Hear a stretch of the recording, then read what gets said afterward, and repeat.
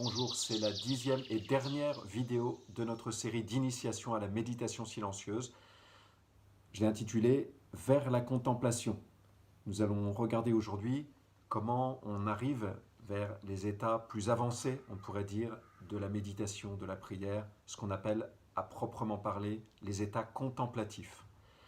Dans cette vidéo, nous verrons donc trois choses. D'abord, la grâce de la contemplation, comment se fait ce passage, comment est reçu ce don divin. Puis, dans un deuxième temps, de manière plus concrète, quels sont les critères de discernement et d'action lorsque cette grâce est donnée. Et enfin, puisque c'est la dernière vidéo de cette série, je donnerai trois recommandations finales pour notre vie de prière. Le premier point de cette vidéo, c'est donc d'aborder la grâce de la contemplation. Pour commencer, je vais situer ce passage à la contemplation dans l'ensemble de la vie de prière. Le cadre général peut être éclairé par la métaphore que donne Thérèse d'Avila. Elle compare notre âme à un château, à une grande maison. Et elle dit « Mon âme est comme un château avec de nombreuses pièces ». Elle appelle les grandes pièces des demeures, de nombreuses demeures dans ce château. Et Dieu, lui, se tient au centre du château, au centre de mon âme. Mais moi, je suis comme à l'extérieur de mon âme, je suis comme sur les périphéries de mon âme.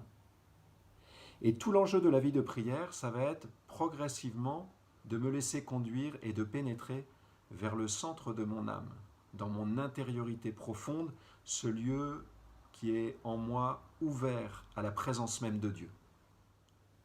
Alors sur ce chemin, elle distingue 7, on pourrait dire cercles concentriques, ou bien 7 demeures successives pour atteindre le cœur du cœur. Et elle marque une frontière assez précise, un seuil vraiment significatif entre les 3e et les 4e demeures. Et les 4e demeures, c'est vraiment ce qu'elle appelle l'entrée dans les états contemplatifs, l'entrée dans la contemplation proprement dite. Les 1re et 2e demeures, on pourrait dire que c'est le démarrage de la vie de prière. Les 2e et 3e, c'est l'approfondissement de la vie de prière, peut-être le recueillement actif que nous avons évoqué, notamment dans la vidéo numéro 7, la simplification qui s'opère progressivement. Mais quand on arrive aux 4e demeure, l'équilibre général de la prière va se trouver comme modifié, nous dit Thérèse d'Avila. Alors ce qui change avec les 4e demeures, nous dit Thérèse d'Avila, c'est qu'il y a une action de Dieu d'un nouveau type, ce qu'elle va appeler le secours particulier de Dieu. Avant cela, donc dans les 3 premières demeures, Dieu agit, bien évidemment, nous l'avons vu, Dieu nous attire, Dieu nous parle, Dieu nous communique sa paix, etc. De diverses manières, nous y avons suffisamment insisté dans ce qui précédait.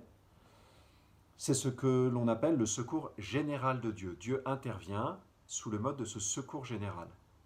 Ce qui marque les 4e demeures, c'est qu'il va y avoir une emprise de Dieu plus forte sur l'âme, ce qu'on va appeler donc le secours particulier de Dieu, ou encore son action surnaturelle. L'image que Thérèse d'Avila utilise, c'est celle de l'arrosage du jardin. Mon âme est comme un jardin que j'arrose chaque jour par cette activité de la prière. Et elle dit de manière habituelle, les 3 premiers ordres, les 3 premières demeures, de manière habituelle, eh bien, arroser le jardin, ça veut dire aller au puits, puiser l'eau de la source qui m'est donnée, remplir mon arrosoir et puis arroser le jardin à la main, paisiblement, tranquillement, laborieusement aussi. Voilà ce qui est habituel. Et Thérèse nous dit, ce que Dieu peut faire et qu'il fait parfois, c'est qu'il fait pleuvoir l'eau du ciel. Et là, il n'y a plus besoin d'arroser, il n'y a plus besoin d'être dans cette activité assez forte, ce labeur de fond. Il y a juste à se disposer et recueillir la pluie des grâces contemplatives. C'est ça le basculement de la contemplation. Tout à coup, je passe d'un régime actif où je dois arroser en collaborant très activement à un régime plus passif où la pluie tombe directement du ciel. Après cette histoire, Thérèse nous redonne le critère précis de la contemplation, c'est que c'est hors de portée de nos efforts humains. Je vous lis un petit passage. Je donne le nom de surnaturel à ce que nous ne saurions atteindre par notre industrie et nos efforts personnels, quelque grands qu'ils soient. Bien que nous puissions nous y disposer, et même qu'il soit important de nous y disposer. Donc il existe un risque pour des personnes qui ont pas mal pratiqué des techniques de maîtrise mentale, de confondre la contemplation avec un état mental que l'on peut atteindre par une maîtrise technique. Non, c'est pas comme ça dans la progression chrétienne que décrivent les mystiques. Est-ce que ça signifie qu'il n'y a rien à faire pour entrer dans la contemplation? Non. Il y a évidemment des choses à faire. De nous disposer en amont à la contemplation. Et puis lorsque cette grâce est reçue, eh bien, y collaborer avec intelligence. J'y reviens dans un instant. Nous pouvons nous disposer à la contemplation, nous dit Thérèse d'Avila. Comment? Alors je vais reprendre maintenant un certain nombre d'éléments, 3 points que nous avons vus dans tout ce qui précède. Je vais me disposer par mon implication active dans la prière, dans les 4 étapes de la prière, lectio, méditatio, oratio, et puis, vous voyez, pour là être prêt à me laisser conduire à la contemplation, si Dieu le veut. Mais pour ça, il faut que je me sois mouillé la chemise, j'allais dire, que je sois vraiment entré avec cœur, avec ferveur, avec implication dans la prière. Deuxièmement, pour me disposer à la contemplation, il est essentiel de garder le cap de la simplification. Vous vous souvenez que nous avons parlé dans la 7e vidéo de ce principe directeur, on pourrait dire, de ma prière.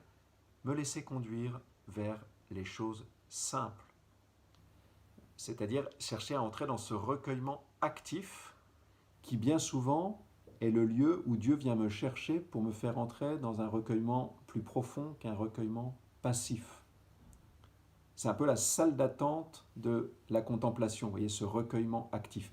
Ce lieu où je ne suis plus qu'à simplement peut-être parfois répéter juste une parole, un peu très centrée sur le fait que Dieu n'est pas loin, j'entretiens un peu le feu. Le passage à la contemplation, parfois, ne va pas être très sensiblement différent.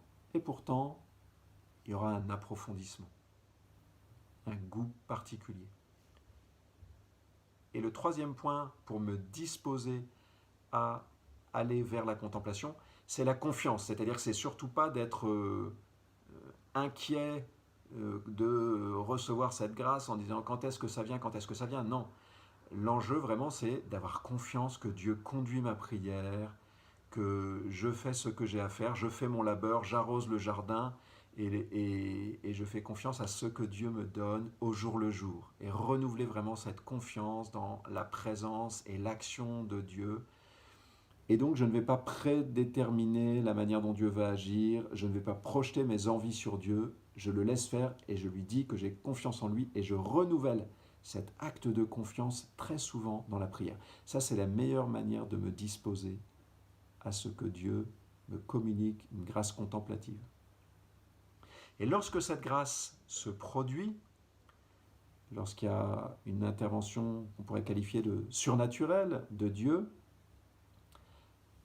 alors il va falloir se laisser faire, c'est-à-dire débrayer de ce registre assez actif des 3 premières demeures et laisser Dieu me faire entrer dans une attitude plus passive. Et la clé, du coup, vous comprenez, pour ce passage-là, ça va être de savoir passer de l'implication active à une grande passivité. Alors je vais préciser maintenant comment réagir comment concrètement être moins actif, parce que ça ne veut pas dire d'emblée être totalement passif. Être moins actif, ça ne veut pas dire ne plus rien faire du tout, là encore. Le deuxième point de cette vidéo, c'est donc de voir maintenant quels sont les critères de discernement que cette grâce contemplative est donnée. Alors nous avons dit, Thérèse nous l'enseigne, que la grande marque, c'est que cette contemplation, elle est hors d'atteinte de mes efforts. Cette grâce, c'est Dieu qui la donne, par définition. Mais dire ça, ça ne suffit pas forcément, puisque par le recueillement actif, eh bien, je puis déjà être conduit à un silence profond, à une vraie quiétude. C'est pourquoi Thérèse d'Avila et Jean de la Croix ajoutent des critères supplémentaires. Il y a 3 signes que j'entre dans la contemplation. Le premier, c'est que mon esprit devient comme incapable de méditer. Il y a comme une impuissance de l'intelligence à tenir des raisonnements, à avoir des idées en tête. Une perte de goût pour la méditation, alors même qu'auparavant j'y avais du goût à ce travail de ruminer la parole et qu'elle libère sa saveur. Premier critère, impuissance. Deuxième critère qui le prolonge, qui est également négatif, on pourrait dire, c'est une perte de goût plus largement pour ce qui ne concerne pas Dieu. Je n'ai plus envie de considérer des objets extérieurs, d'avoir des questionnements. Il y a comme une perte de goût pour ça. On pourrait parler d'une forme de détachement radical aussi par rapport au monde. Alors là, attention, ce critère à lui seul, il est très insuffisant, parce qu'il pourrait venir aussi de la mélancolie, voire même du péché, donc il faut vraiment bien discerner. Et puis également, cette perte de goût, elle ne doit surtout pas engendrer un désengagement, une perte du sens de la responsabilité par rapport à ce que j'ai à faire concrètement dans ma vie. Donc là encore, hein, attention, c'est pour ça qu'il y a une ambiguïté de ces 2 premiers signes qu'on pourrait dire négatifs, d'où la nécessité d'un 3e signe positif, c'est le goût que va avoir cette contemplation. Jean de la Croix nous dit qu'il n'est pas toujours très fort au début, que je ne m'en rends pas toujours forcément beaucoup compte, mais que peu à peu, il y a une vraie saveur qui se dégage. Il y a un goût profond pour le recueillement. Je vous lis un petit passage.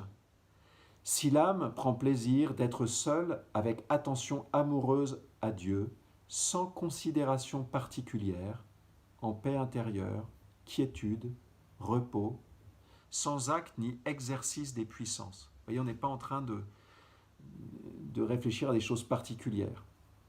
Je prolonge. Mais seulement elle demeure avec l'attention et la connaissance générale, amoureuse, sans intelligence particulière et sans en comprendre l'objet. Autrement dit, c'est comme une attention un peu générale à Jésus ou au Père qui est présent, à Dieu, Trinité qui est présent, une attention générale, mais qui ne passe plus par des idées précises, par des notions particulières, par des réflexions déterminées. Alors on peut essayer un tout petit peu de comprendre ce qui se produit à l'intérieur de nous. Jean de la Croix nous explique qu'au fond, c'est que la volonté, elle commence à être comme captivée de manière assez profonde par Dieu, Dieu lui-même. Et donc c'est comme si cette volonté, elle n'avait plus l'énergie pour pousser l'intelligence à s'appliquer à des notions ou à des objets particuliers, à des pensées particulières sur Dieu. Alors ça ne veut pas dire que l'intelligence est occupée pour autant. Et ça va être une des difficultés à traiter. Alors que faut-il faire pour collaborer à cette grâce lorsqu'elle est reçue? C'est un équilibre à tenir entre ce que Jean de la Croix nous dit, ne perturbe pas l'action de Dieu. Donc, l'insistance de Jean de la Croix, qui marque vraiment l'entrée dans la contemplation, c'est il faut basculer dans plus de passivité. surtout ne pas perturber l'action de Dieu. Et donc si on restait dans le registre de la réflexion, de la méditation, vous voyez, où on a une certaine activité, voire un petit discours intérieur, eh bien nous passerions à côté de la grâce que Dieu est en train d'essayer de nous donner et qui ne s'impose pas nécessairement immédiatement, avec violence, j'allais dire. Il faut aussi y réagir et l'accueillir. C'est le point d'attention de Jean de la Croix, ne pas perturber l'action de Dieu. Vraiment, vous voyez, laissez Dieu passer au premier plan. Autant dans toute une partie de la prière dont nous avons parlé, surtout dans les 7 premières vidéos, il fallait être plutôt actif, fournir le travail, autant là, vraiment la réaction c'est laisse Dieu passer et adapte-toi. Entre dans cette passivité, laisse-toi faire par Dieu.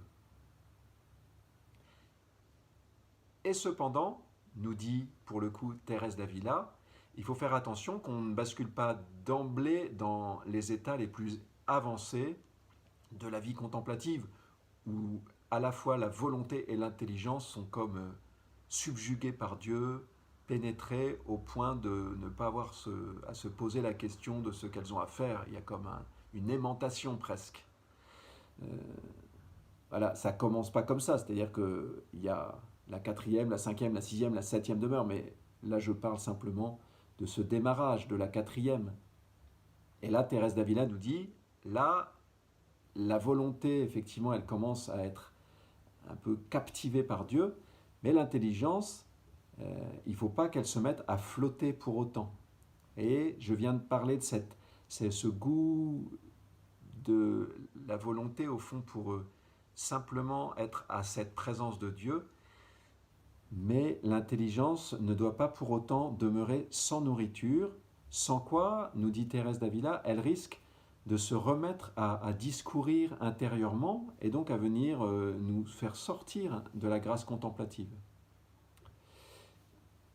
Pour le dire autrement, Thérèse d'Avila dit « Je ne peux pas laisser mon intelligence sans objet, sans un os à ronger. » L'intelligence, dans ces démarrages des états contemplatifs, il lui faut encore absolument quelque chose. Et donc, vous voyez bien qu'on ne va pas être très loin de ce qui se passe dans le recueillement actif. Il va falloir continuer à maintenir une petite activité des puissances de l'âme, entretenir le feu, vous voyez, continuer régulièrement d'entretenir le feu, mais ça va être comme de manière encore plus fine, plus espacée. Parfois, il n'y aura plus besoin de prononcer une parole intérieure, ça pourrait être tout simplement une attention un petit peu renouvelée, un petit acte d'attention à la présence du Seigneur, un acte d'attention à la présence de Dieu. Ça pourra suffire, nous dit Thérèse d'Avila, à maintenir cette orientation. Vous voyez, il y a comme une alchimie qui se met en place entre cette petite action de fond, j'entretiens le feu, et puis cet attrait que Dieu produit et qui fait tout le reste de cette prière contemplative.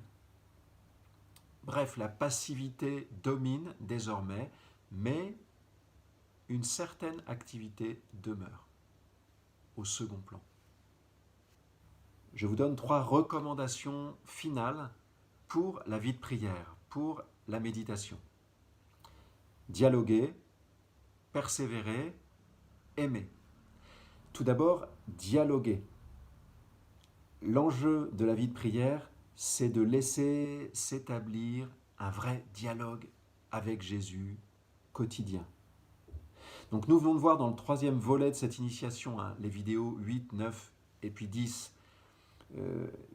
peut-être des distinctions un peu plus fines sur les modalités de la révélation, les manières dont Dieu parle dans la vidéo 9, ou bien sur le degré contemplatif, l'entrée dans la contemplation dans cette 10e vidéo. Ces distinctions-là, elles ne sont pas sans intérêt, mais elles sont secondes. Ce qui compte, c'est de mettre en place dans votre vie un vrai dialogue d'amour fidèle avec le Seigneur. Il y a une sorte de conversation de fond avec Dieu que l'on reprend chaque jour, conversation qui s'installe et puis qui peu à peu va déborder le seul temps de la méditation pour gagner, et ça c'est une très bonne nouvelle, pour gagner le reste de ma journée. Donc cette conversation avec le Seigneur, elle va pouvoir progressivement être une espèce de tissu profond de toute ma vie. Et si vous êtes vraiment focalisé par ce dialogue avec Dieu, eh bien vous allez avoir la boussole au fond essentielle pour sentir comment vous réajuster. Il y aura des moments où vous sentirez qu'au fond, vous parlez trop, que vous êtes dans votre prière et qu'en fait, il faut écouter plus. Et le Seigneur il va vous faire sentir, il va dire, mais laisse-moi parler, tais-toi. Parfois, Dieu il peut nous dire ça dans une motion intérieure, tais-toi, écoute. Et puis à d'autres moments, vous allez vous apercevoir que vous écoutez en recueillant la parole de Dieu, en la prenant dans votre méditation, mais le bon Dieu, il va vous dire, mais parle-moi, qu'est-ce que tu as à me dire, qu'est-ce que tu as sur les tripes, qu'est-ce que tu as dans le cœur, parle-moi d'abondance de cœur. Voilà. Si vous écoutez, si vous parlez, si vous respectez le temps pour parler, le temps pour écouter, alors pas d'inquiétude, la vie de prière va se mettre en place et s'approfondir jour après jour, mois après mois, année après année. Elle va vraiment enrichir et fortifier votre âme toute votre vie. Alors de manière très pratique, il peut être utile d'avoir un carnet de méditation, d'avoir un carnet de prière. À quoi ça sert? Et vous voyez, cette conversation avec Dieu, ce dialogue dans le temps long avec Dieu, ma mémoire peut être défaillante pour le garder. Et donc ça peut être un outil précieux, fécond, d'avoir un carnet dans lequel on note, alors non pas de manière kilométrique, tout ce qui nous vient dans la prière chaque jour, sinon ça ferait peut-être des volumes, mais on va pouvoir noter peut-être une parole qui est reçue intérieurement, une parole qu'on a méditée et qui nous est apparue comme un peu substantielle, nourrissante, ou bien une prière qui est montée de notre cœur, qui a jailli dans notre âme, et qui nous paraît être une demande assez fondamentale. On va peut-être la noter, voyez. Et donc, peut-être pour chaque temps de prière, ou bien peut-être sur une semaine, à un moment, vous allez noter les 2, 3 paroles, ou bien, que sais-je, qui vous semblent marquer, caractériser le temps de prière dans lequel vous êtes, le moment où vous en êtes de la discussion, de la conversation avec Dieu. Et parfois, ça peut permettre de repérer les grandes arêtes de cette discussion, de repérer les paroles substantielles qui ont été données à un moment de manière assez forte, ou bien celles qui reviennent, des paroles, vous voyez, qui sont vraiment des paroles nourrissantes, des paroles de vie, qui reviennent un peu régulièrement au fil des mois ou des années. Et ce dialogue, une des clés pour le faire vivre, c'est l'Esprit Saint. Donc invoquez l'Esprit Saint très souvent pendant votre temps de méditation. J'en ai sans doute trop peu parlé, mais notamment juste après la mise en présence, donc le tout premier temps, vous savez, présence à soi corporelle, respiration, et puis mise en présence de Dieu. Là, juste après ça, vous pouvez invoquer l'Esprit Saint. Parfois, il va vous donner un indice pour le temps de prière qui suit. Deuxième recommandation, persévérer. Pourquoi? On l'a déjà dit, je le répète, il y aura des moments de découragement, probablement des moments de décrochage où vous allez cesser de prier. Ne vous découragez pas, comme dit la petite Thérèse, l'important c'est de remonter en selle et de reprendre le chemin, de se remettre à réarroser le jardin. Ne vous découragez pas, ayez en tête que l'adversaire Satan ne veut pas que vous mettiez en place cette vie d'oraison. Il a peur que ceci se mette en place dans nos vies.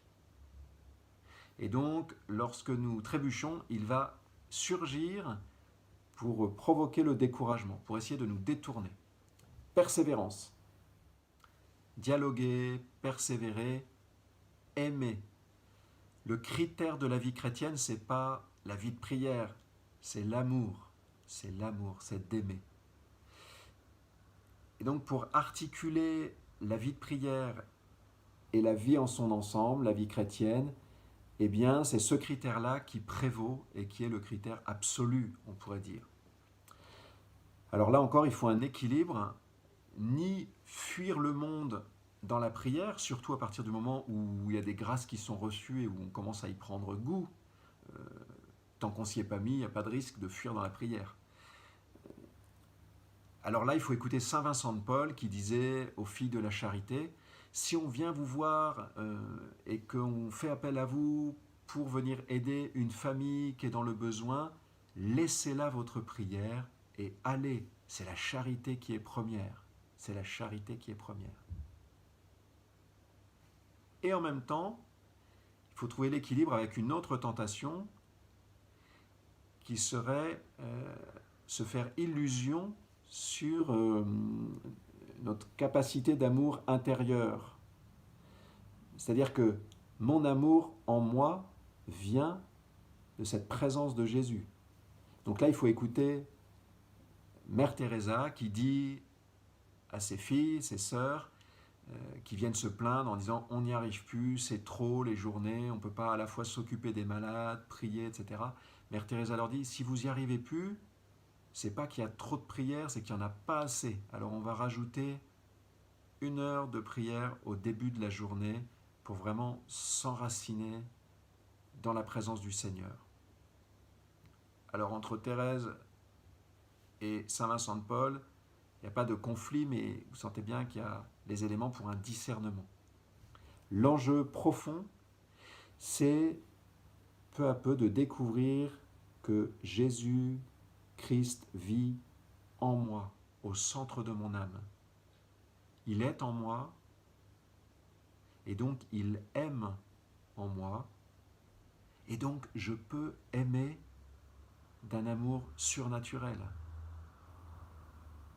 Il y a en moi, je la découvre, cette source, c'est le cœur de Jésus qui aime, d'où coule cette source surabondante de charité, d'amour.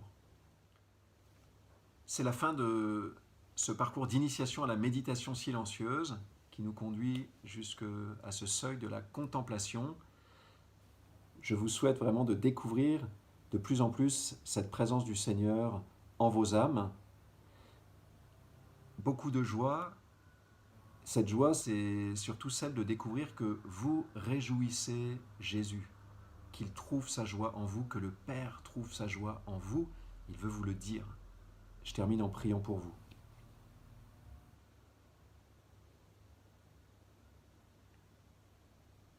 Seigneur Jésus, je te prie pour chacune des personnes qui regardent cette vidéo.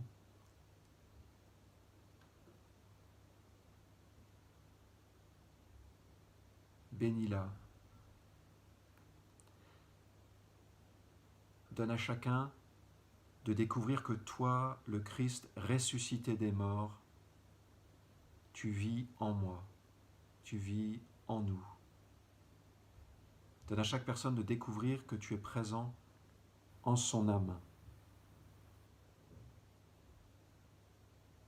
et que tu l'attends au-dedans d'elle-même pour te révéler à elle, pour t'unir à elle, pour faire communier son cœur à ton cœur. Seigneur Jésus, nous savons que tout ce que tu demandes au Père, il te l'accorde. Nous te demandons chacun d'unir notre cœur au tien. Nous te demandons d'obtenir cette grâce de ton Père. Seigneur Jésus, nous te bénissons. Dieu notre Père, nous te rendons grâce. Toi qui nous combles de tes dons.